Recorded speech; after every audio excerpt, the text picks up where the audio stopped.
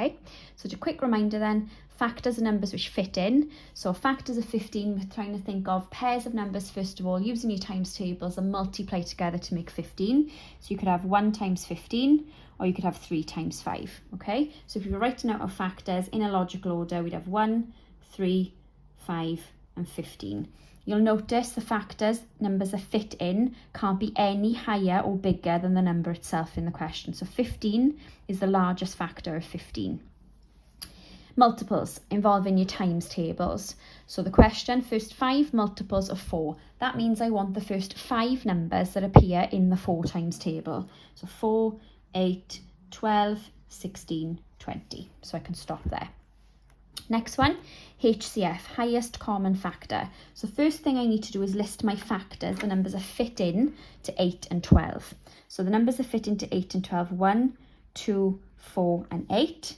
Numbers that fit into 12, 1, 2, 3, 4, 6, and 12. Now the HCF is the biggest number they both have in those lists. So if we look at those lists, hopefully we should spot the biggest number they have is 4. So the highest common factor, the biggest number that fits into 8 and 12 is 4.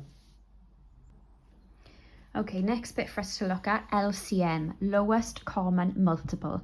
That means the lowest or smallest number, the 4 and 8, both have in their times tables, okay? So if we write out the 4 times table, we'd have 4, 8, 12, 16, 20. Then you're going to do the same for your 8, so 8, 16, 24. Now stop there. You should be able to spot now, hopefully, a common number and the smallest number we want. So hopefully you'll spot 8. 8 is the smallest number, the lowest number they both have in their times tables. So LCM is 8, okay? Next one then, products of prime numbers. That's a posh way of saying a factor tree.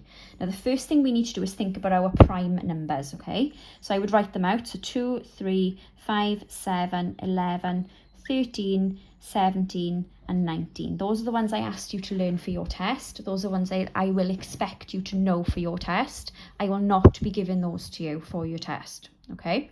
Let's split up 40. So look at the start of our list is 2. Can 2 go nicely into 40? What I'm asking is, can I half 40? Yes, you can. Okay, so we get 20. I'm circling 2. 2 is my prime number, which means I don't have to cancel or simplify that down anymore. Let's think about 20. Go back to our list, start at the beginning again. Does 2 go nicely into 20? Yes, it does. It goes 10 times. Circling 2 again, 2 is our prime number. Think about now, go back to your list, start with 2. Does 2 go into 10? Yes, it does. Do your 2 times table. It goes in 5 times. Circling both those numbers because 2 and 5 are both prime. Last part then is thinking about our index form. So I would write out first of all the numbers you've got in those circles. So I've got 2, 2, 2, and 5, okay? Now index form is writing this part in a shorter way. So you're thinking then, how many times have I used 2? So 1, 2, 3 times, okay? Then how many times have I used 5? I've only used it once. Now the other way you could write it, which I know some of you will, is leaving out that 1. So you could write it with a 2 cubed, 2 to the power 3, times by 5, okay? And that are exactly the same. You don't have to write the 1 there if you don't want to, but if you do, that answer is totally acceptable. They are exactly the same level of marks, okay? Okay, the next part then is powers and roots. So reminding you of this, we've done this in lessons. So the first one, thinking about how I can write that differently. It does not mean 2 times 3. It means number 2 is appearing 3 times. Now our answer will build up as we go along. So 2 times 2 is 4, times by 2 again is 8. So 2 cubed is 8. Next one, it doesn't mean 3 times 2, it means 3 appears twice. So 3 times 3 is going to give me 9. Next one, anything to the power 0 is 1. Now that is just a rule I would advise you learn. I will prove it to you when you do a bit more algebra, because you need algebra to prove why that's true. But for the moment, please accept that anything to the power 0 is 1. Square roots.